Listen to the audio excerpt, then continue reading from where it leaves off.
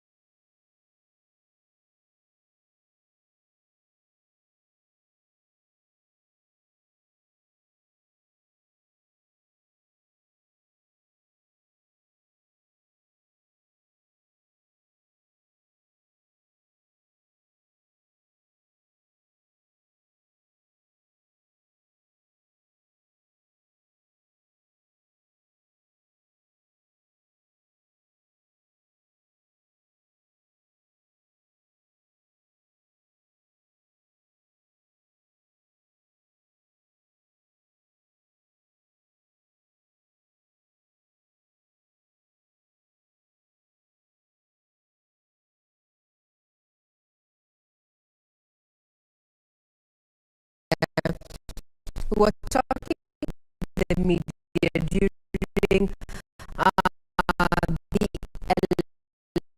election, and at the point where with a link there, you can see there's a Kenyan there who has introduced himself as Nduthi Man. And what I am actually proud of is that during this particular election, we did not have an issue of, sensation, so to speak, with the Githeri man aspect and such.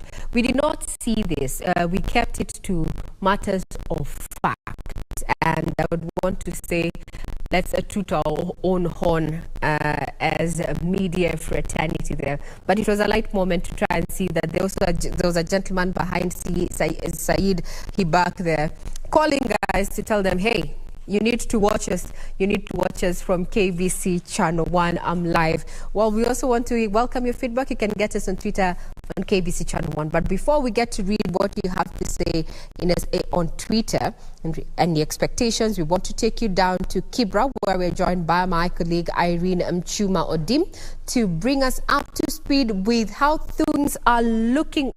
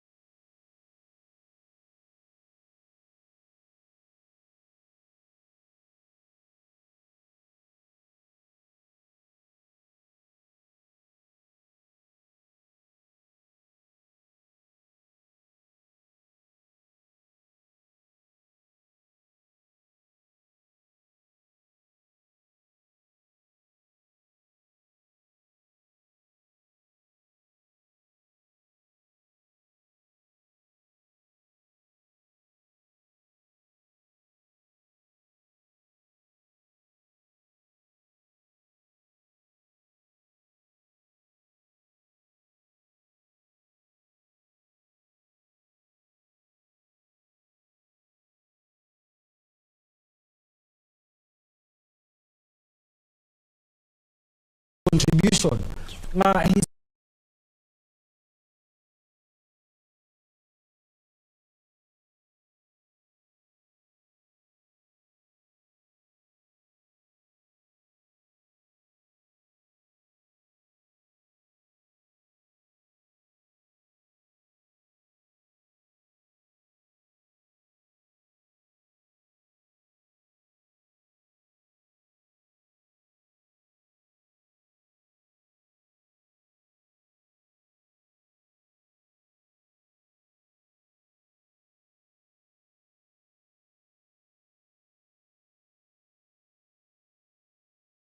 His actually made from people who try.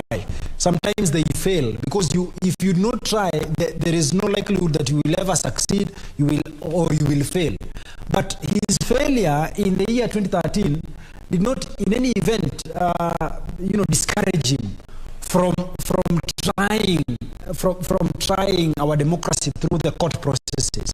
So that in the year 2017, we saw him participate in the elections. We saw him challenge the elections, the election results. So that the win that he got in the year 2017, and of course his refusal to participate in the process because of the referee. So whatever the outcome that we'll get, if it is a repeat of the elections, then it will be a gift to Right Honorable Amolo Odinga, because we do not expect that he will be running in the year 2027. I mean, if age is anything to go by. In any event, even with probably a repeat of the process, it does not necessarily mean that it is a loss to Dr. William Samoei Ruto. No, it does not mean it. It only means that probably this is just but his dream that has been deferred, so that he will have another opportunity, probably in the next or within the 60 days that are set in law, and even probably even in the future. I mean, Right Honorable Dr. William Samoei Ruto is a young man who has a lot of life in himself. I think today he should be turning 55 years of age. Really, he has a lot. Yes. Now, one more. Right? Let's get to hear what is happening down in Kibra, where we're joined by Irene Mchuma Oding there to just bring us up to speed with what is going down there. Good afternoon, Mchuma. How are things at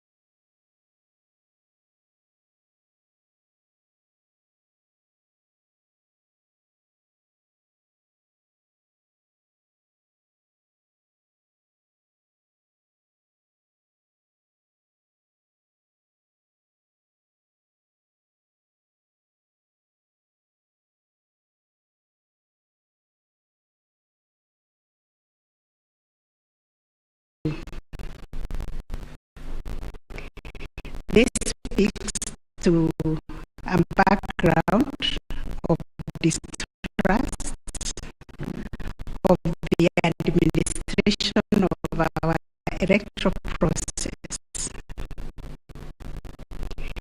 Informed by this setting, Kenyans made a decision to vest the session to determine questions regarding the validity of a presidential election under Article 140 of the Constitution. The reactions following the declaration of results of the presidential election of 9th August 2022 shows that the Independent Electoral and Boundaries Commission, IEBC, has not yet garnered universal public confidence and trust in the internal management of the Commission and elections. On the 15th August 2022, 6 days after the general elections were held, Mr. Wafula Chebukati, the chairperson of IEBC, announced the following results. Raila Odinga, 6.942, 930 votes, representing 48.85%. William Ruto, 7.176, 141 votes, representing 50.49%.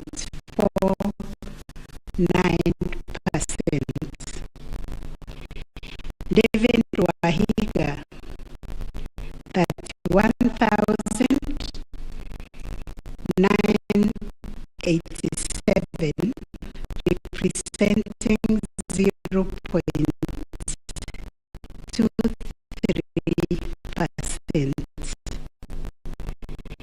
John Wajakoya, 61,969, 44%.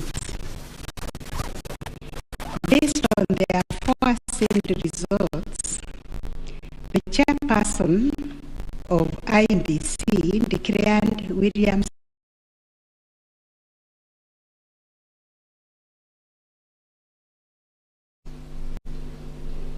The first, third, and fourth petitioners in the consolidated petition challenge the technology used by IEBC during the 2022 general election. They plead that the manner in which technology was deployed and utilized fell short of the prescribed constitutional and statutory standards. As regards the audit of the register of voters, they urge that IEBC, pursuant to its elections operations plan, committed itself to conducting an audit of the register of voters by 31st March 2022. To the contrary, they arrange it only publicly availed the audit report on its website on 2nd August 2022, which was only 7 days to the elections.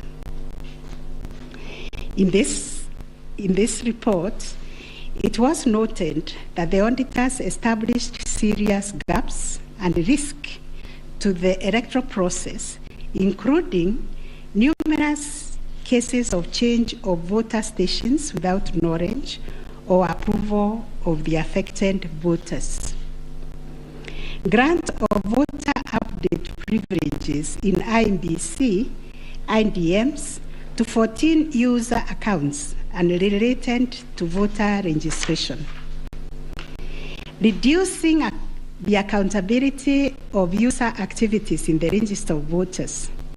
Presence of 11 active generic accounts on the MBIS application and the 2 MBIS users with the same logging identification.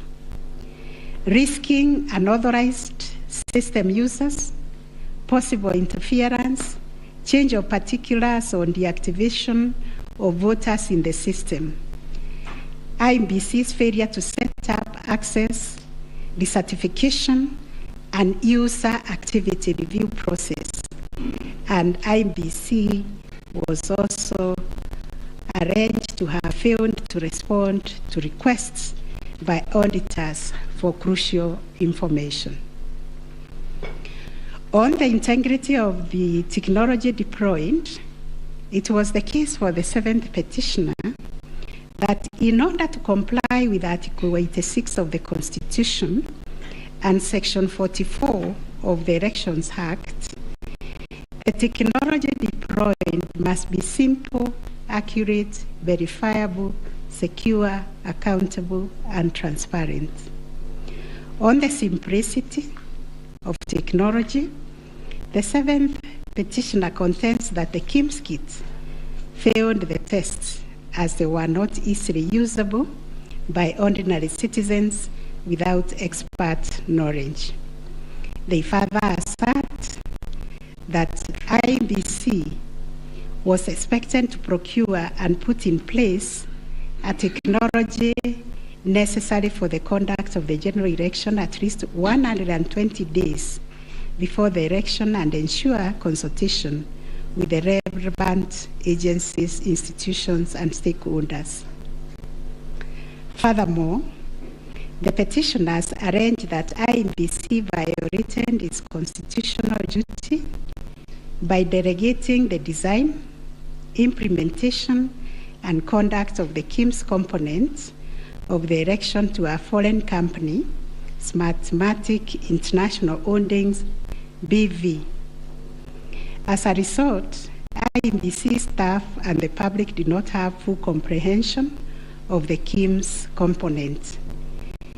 They conclude, therefore, that IMBC abdicated and surrendered its role to conduct elections to Smartmatic, and that IMBC vigorously fought any attempt to subject Smartmatic's activities to accountability and transparency, including the safeguards required by Regulation 61, 69, and 75 of the Elections General Regulations 2012.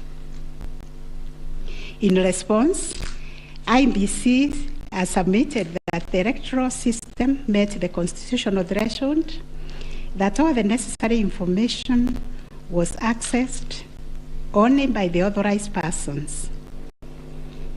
The information was accurate, complete, and protected from malicious modification, either by authorized or unauthorized persons.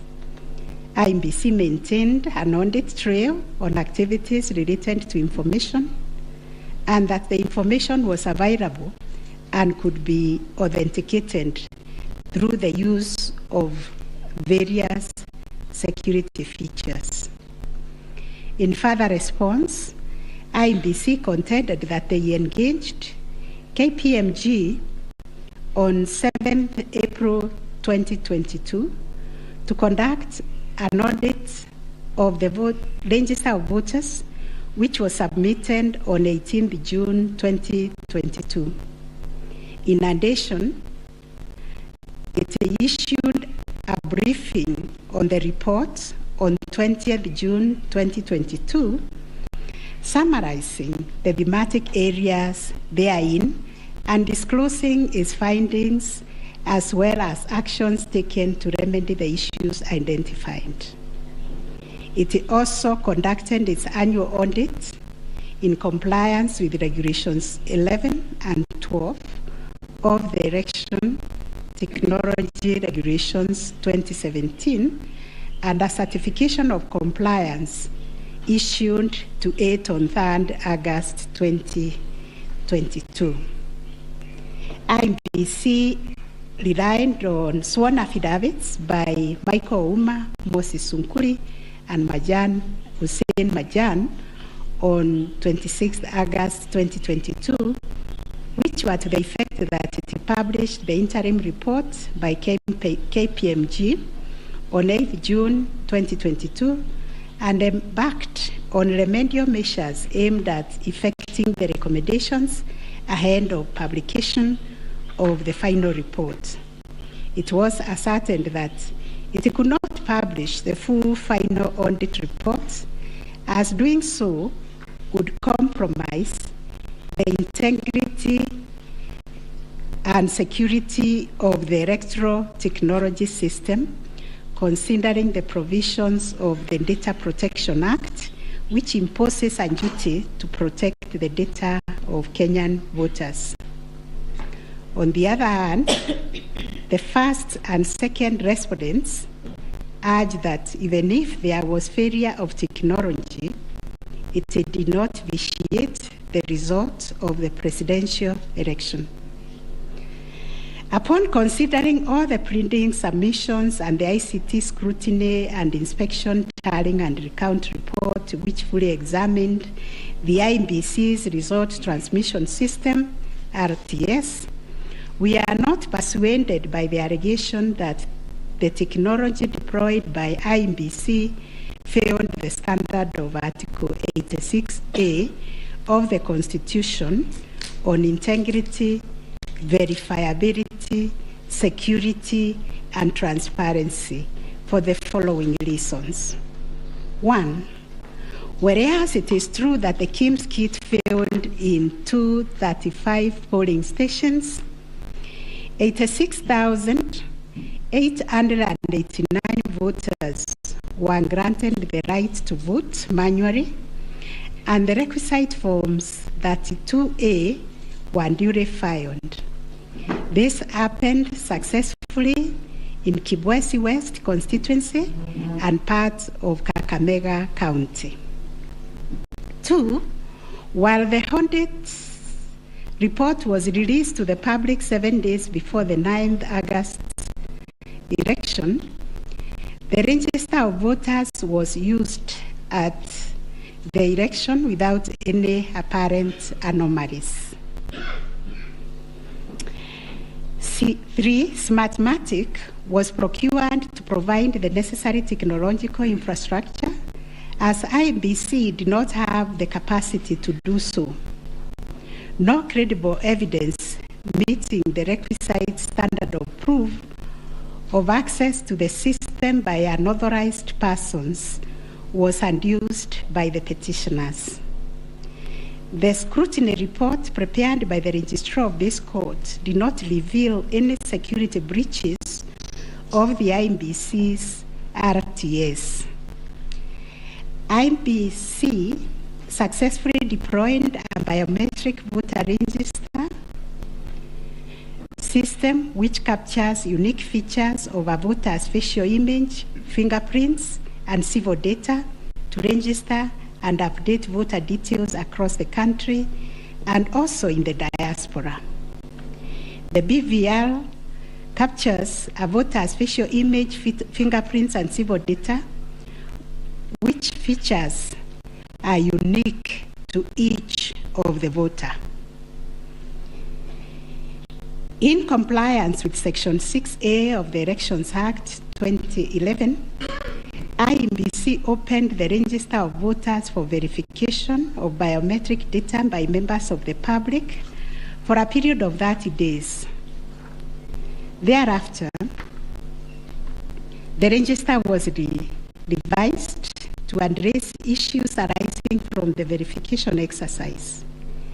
KPMG then audited the register, and we are satisfied that the inconsistencies and inaccuracies identified during the audit were somewhat successfully addressed.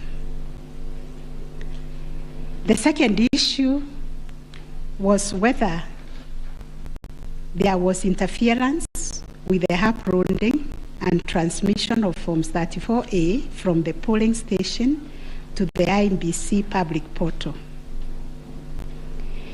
The first petitioner arranged staging that a person who had access to the RTS intercepted, detained, or stored Forms 34A temporarily to convert or manipulate it before uploading it on IEBC's public portal. It is arranged also on 11th August 2022, IEBC dumped over 11,000 Forms 34A on the public portal between 11 to 11:09 hours. To rebut this allegation, IEBC and its chairperson, in their response dated 26th August 2022, denied staging and unauthorized intrusion of the RTS. In that regard, they urged that every image of Form 34A was uploaded immediately after the transmittal of results. The form was received as evidence by the timestamp. Similarly, the first respondent denied these allegations. Our finding: 1, no credible evidence was presented to prove that anyone accessed the RTS to intercept, detain, or store Forms 34A temporarily before they were uploaded to the public portal. The allegation that 11,000 Forms 34A were affected by staging was similarly not proved. 2, the allegation that IEBC, its officials and strangers used a tool to tamper with the Forms 34A before converting them to the portable document format, that is PDF, that eventually appeared on the public portal, was sufficiently explained when IEBC demonstrated how KIMS captured and transmitted the image of Form 34A. Accordingly, we dismiss that allegation. 3, during the ICT scrutiny, it turned out that the transmission logs produced in the affidavit of Justice Nyangaya were of no probative value. The registrar's report shows that the original Forms 34A from the contested polling stations, which were allegedly intercepted, were exactly the same as those on the public portal, and the certified copies that were presented to this court pursuant to the provisions of Section 12 of this Supreme Court Act 2011. 4, regarding the allegation that the integrity of the public portal was compromised, this was disproved by evidence of consistent attributes such as unique timestamps, uniform PDF conversions at the polling stations, correct polling station mapping, and consistent KIMS reporting from verification to transmission of results. 6, the RTS was configured on a virtual platform network, VPN, and the SIM cards locked to a specific polling station. The server was also configured to accept results only from authorized and properly mapped KIMS kits. In our view, the petitioners failed to produce credible evidence to the contrary. 7. A review of some of the logs presented as evidence of staging showed that they were either from logs arising from the 2017 presidential election or were outright forgeries. In our considered view, there was no evidence of a man-in-the-middle server configured to the IEBC's VPN network, and no evidence was produced to show that the chairperson of IEBC and staff were part of the arranged conspiracy to stage the transmission process. 9. Whether there was a difference between Forms 34A uploaded on the IEBC public portal and the Forms 34A received at the National Tallying Center and Forms 34A issued to the agents at the polling stations. On this issue, the first petitioner's case was that there was deliberate manipulation and tampering with Forms 34A, as demonstrated in their affidavits, to the effect that votes were being deducted from the first petitioner and being added to the first respondent. To support this petition, evidence was contained in the affidavits of Honorable Martha Karua, sworn on 21st August 2022, Celestine Anyango Opio, Arnold Ochieng Oginga, and John Mark Githongo, which was sworn also on 21st August 2022, and a further affidavit sworn on 28th August 2022. Dr. Nyangasi also swore an affidavit on 21st August 2022, and so was Martin Papa, to support that allegation of handing and subtraction of votes. On the other hand, IEBC and its chairperson urged that all Forms 34A transmitted to IEBC portal were not interfered with or manipulated. Further, that the Forms 34A signed at the polling station and issued to the agents were identical to the Forms 34A uploaded on the public portal and delivered to the National Tallying Center at the Bomas. It was contended that in any event, IEBC used the original physical Forms 34A to tally, verify, and declare the presidential election results.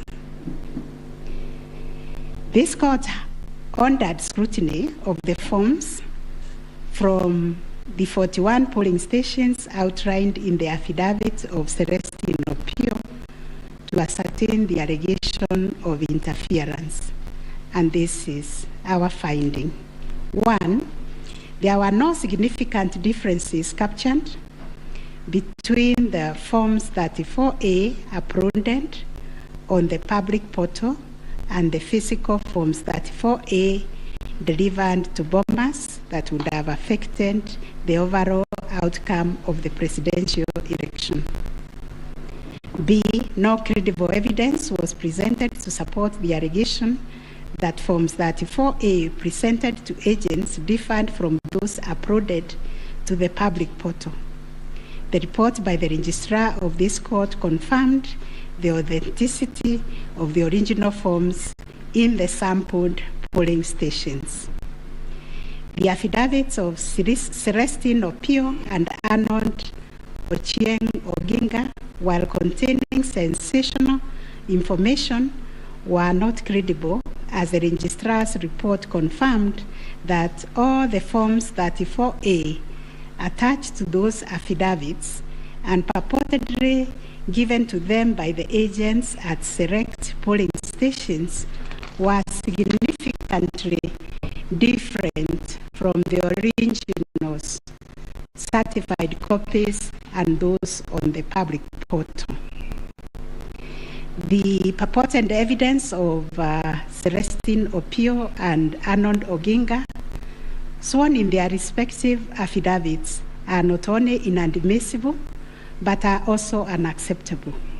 It has been established that none of the agents on whose behalf the forms were being presented swore any affidavit, that there is nothing to show that they had instructed both Celestine and Arnold to act for them.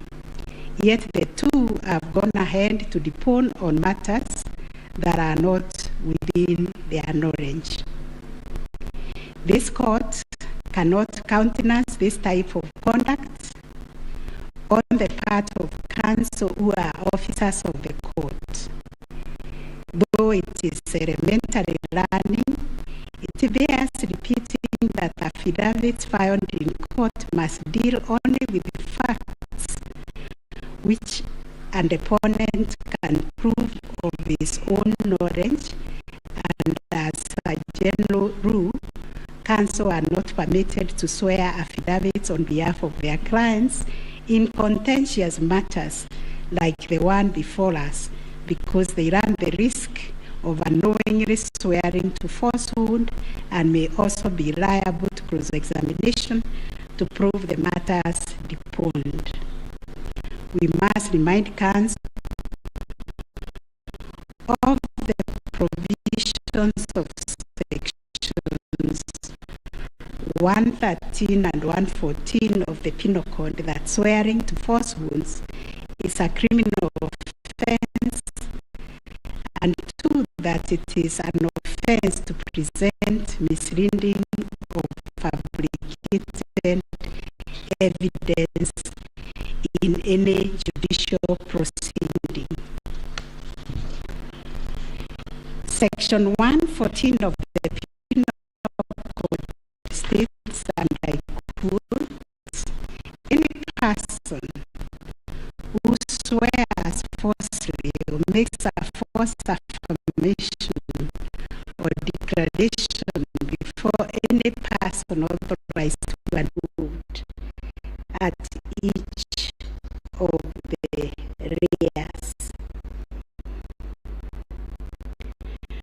We turn to Form 34A for Gacharaiko Primary School, which was sensationally presented by Madam Judy Soweto, advocate, to show that one Jose Camango accessed the RTS and interfered with the result contained therein.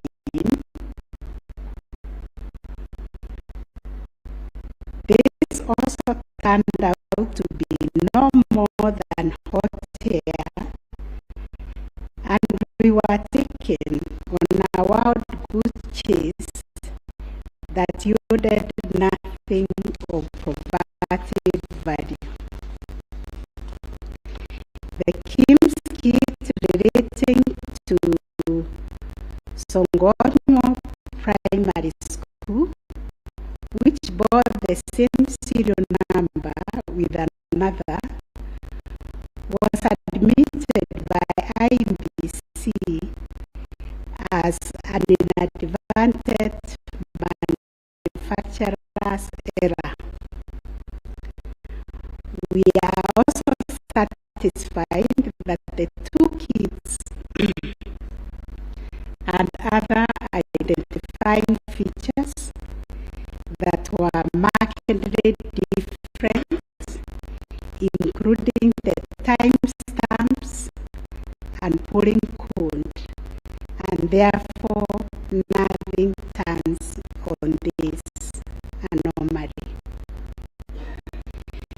Therefore, to the question whether there was a difference between Forms 34A uploaded on the IBC public portal and those received at the national tallying at each of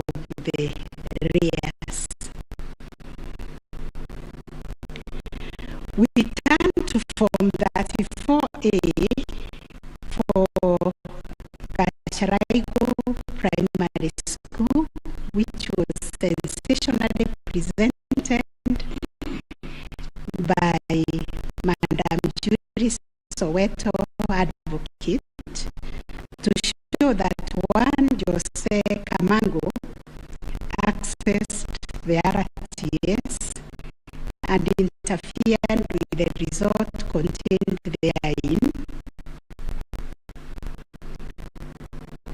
This also turned out to be no more than hot air, and we were taken on a wild goose chase that yielded nothing of probative value.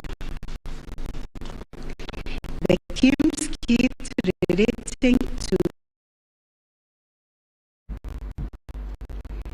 it is common knowledge that IBC postponed elections for various seats during the general elections of 9th August 2022 due to mix-up of ballot papers in the considered to be first petitioner strongholds, and as such the postponement of elections worked to its disadvantage and added that benefit to the second respondent.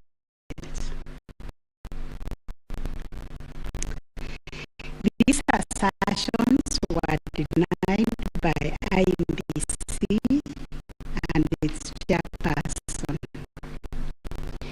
They, however, admitted that they experienced confusion with the printed ballot papers and explained that they only discovered the mix-up on the eve of the election when the ballot papers were being distributed to the polling stations.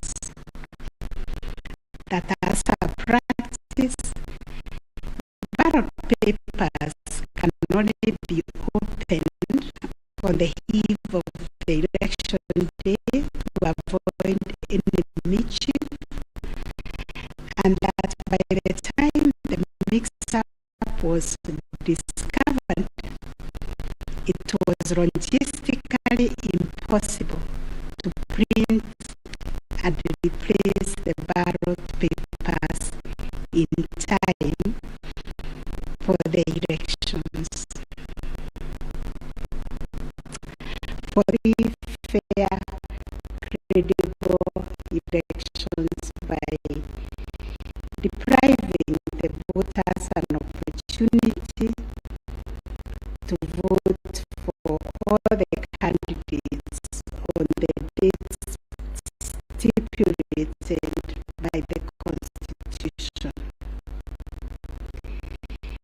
The petitioners further contend that the postponement of the elections and the overall effect of suppressing voter turnout in the electoral units in question, which was prejudicial to him.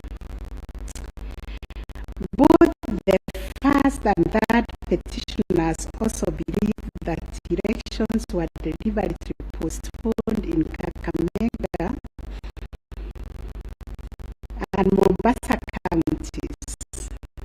It was addressed petitioners' strongholds, and as such, the postponement of elections worked to its disadvantage and added that benefit to the second respondent. These assertions were denied by IEBC and its chairperson. They, however, admitted that they experienced. We cannot find a basis upon which to conclude, as a matter of fact or evidence, that the postponement affected voter turnout, as a consequence of which the first petitioner alone, as a presidential candidate, suffered disadvantage. At any rate, the nature of the ballots being an individual decision and secret, there may be other factors to which the turnout in the named units can be attributed. From the evidence on record, however, it appears to us that 2022 general election recorded one of the lowest turnouts since the introduction of multi-party political systems some 30 years ago. If there was a low voter turnout, it affected all the 6 categories of candidates, and its explanation, in our view, lies elsewhere, but certainly not a calculated suppression.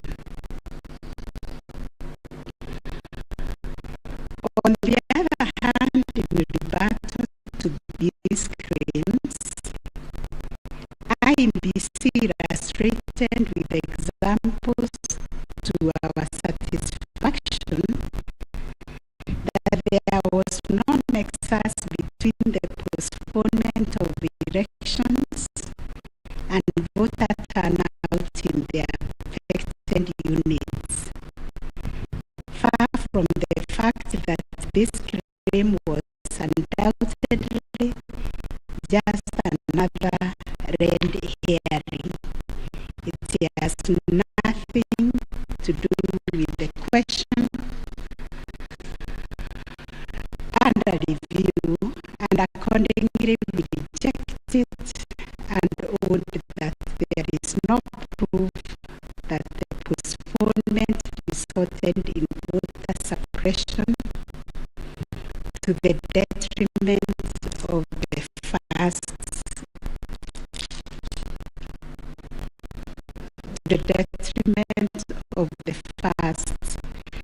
petitioner. Whether there were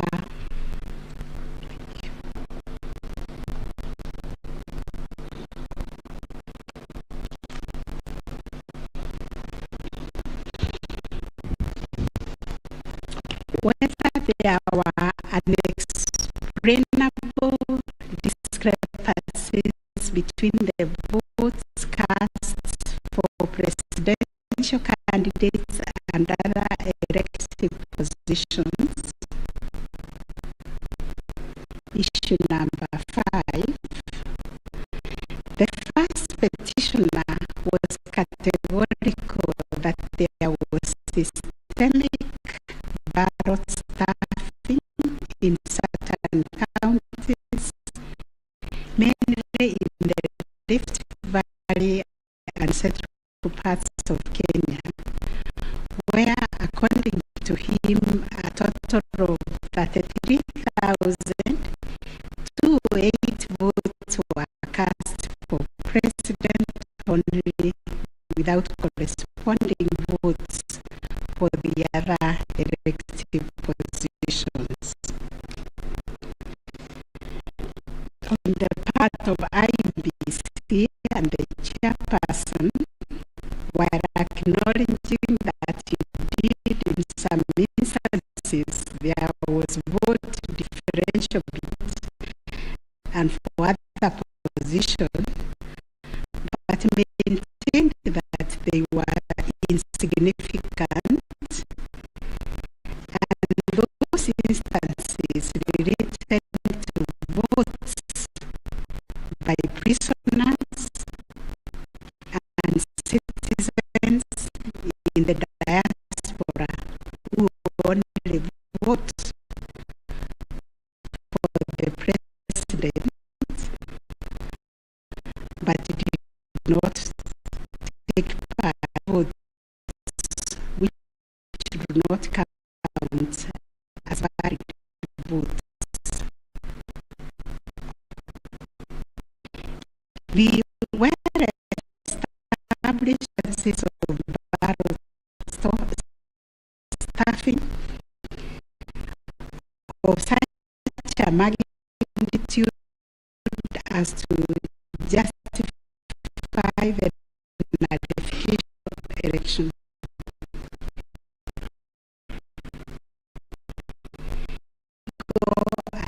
Addition of extra ballots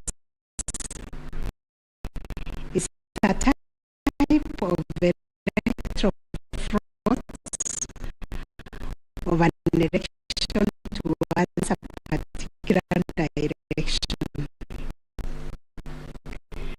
Not a single document has been presented by the first petitioner to prove systemic ballot stuffing. A figure of that 33,008 votes relied on in this claim is based then without more. It must follow that there was fraud. We find that fraud is a serious criminal offense. IBC has profound a plausible explanation for the vote differential. Vote for the president, such as prisoners, the election.